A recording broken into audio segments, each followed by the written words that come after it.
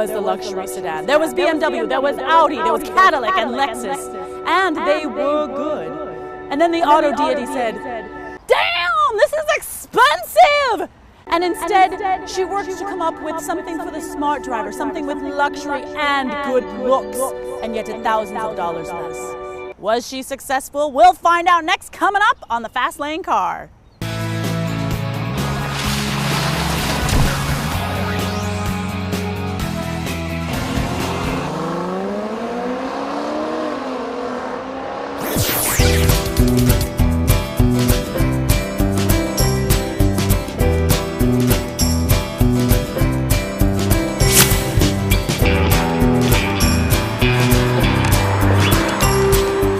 The 2015 Hyundai Genesis has been completely redesigned both inside and out, and I have to say they have done a remarkable job, beige paint job notwithstanding.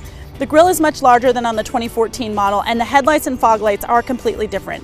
In my week in the car, I had compliments from a toll booth worker, an artist, and the guy on the bike chatting with me at a stoplight. So this new design does seem to appeal to many different people. Under the hood, Hyundai has given us a 3.8-liter V6, which is good for 311 horsepower and 293 pound-feet of torque. Power is going to all four wheels via an 8-speed automatic transmission, but rear-wheel drive is standard in this car. Now, the EPA fuel estimates are 16 in the city, 25 out on the highway, and 19 combined. But in my week, I averaged 22.9 miles per gallon, which I thought was great. And last night, I put about 20 bucks worth of gas in the car. I didn't reset my trip computer, and suddenly my mileage is down to like 16. So I guess the lesson is that you should always do your mileage calculations the old-fashioned way, with math. Now, the Genesis gives us 3 different driving modes: Eco, Sport, and Normal. Eco is what you would expect. It's tuned for efficiency. Sport puts more torque to the rear wheels, which gives you more of a rear-wheel drive feel. And then Normal is somewhere in between. Now, what's nice is that you can definitely tell the difference between those 3 driving modes. There's definitely a difference in suspension tuning and in throttle response. Now, speaking of suspension, Hyundai has partnered with Lotus.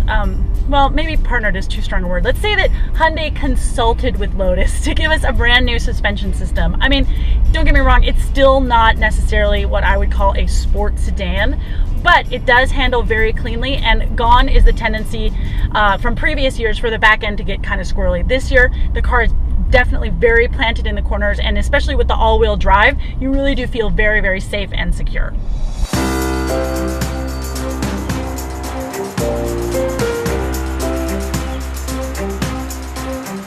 Inside, we have some new materials that do bring a new level of luxury and comfort to the driver. I really like this wood trim and the polished aluminum. And you know, in the past, I feel like Hyundai has been able to offer their cars with such good features, but at a lower price point, because they've skimped a little bit on fit and finish. But that's really not true in this car.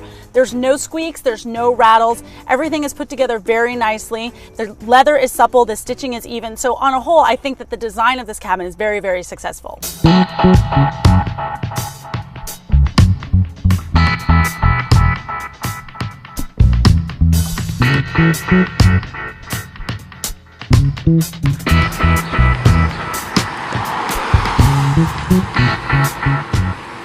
the Hyundai website tells me that there's this nifty little feature where if I just have the fob in my hands and stand next to the trunk, after 3 seconds it'll open. And it did do it for me this morning when I first got out to the car, but right now it doesn't seem to want to be working.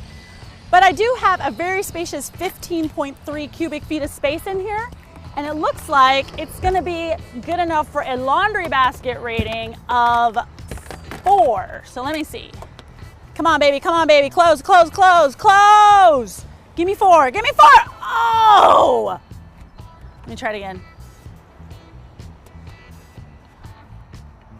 Come on, baby, close, close, give me 4. I need 4, give me 4, give me 4! 4! Awesome, good girl.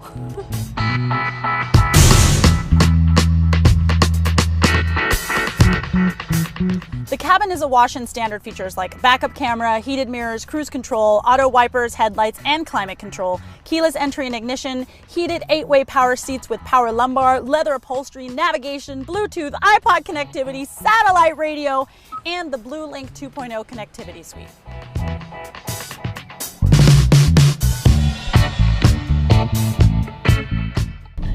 I am a sucker for good steering, and this year Hyundai has given us a new electric power assist system.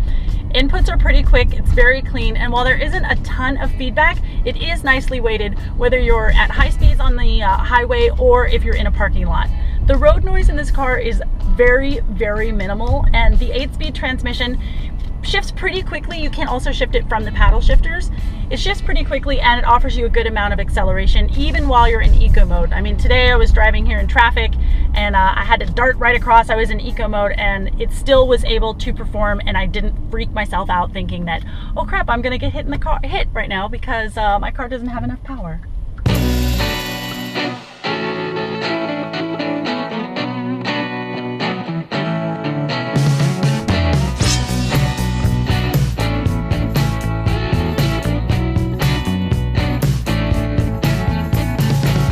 So this is like Hyundai's answer to OnStar, and it even includes a geofencing feature. So if you've got, say, a kid or a husband that you need to keep tabs on, it will send you an alert when the car goes past a certain perimeter. Fortunately, all the features are pretty easy to use. The GPS features easy input. Look at that. Where am I gonna go? 1600 Pennsylvania Avenue, yay! And all my turn-by-turn directions will also give you little glimpses on what happens to be at any particular exit, like gas stations, car washes, restaurants, that kind of thing. So I was not able to figure out how to turn off the parking sensors. I'm sure there's a way, but it was not very obvious. And if you're a confident parker, having your car beep at you all the time is really, really annoying. Also, in order to set a radio preset, I had to go through 3 different screens, and that too is a little ridiculous. I should just be able to press and hold the station that I want and have it be a preset. The 2015 Genesis does have a longer wheelbase from the outgoing model by about 3 inches, and that gives you a lot more room in the back seat. I mean, my driver's seat here is pushed all the way back. I'm 5'9", I'm pretty tall, and I have a ton of leg room here. I've also got a pretty good amount of headroom. Oh, and there's a sunroof. Holla!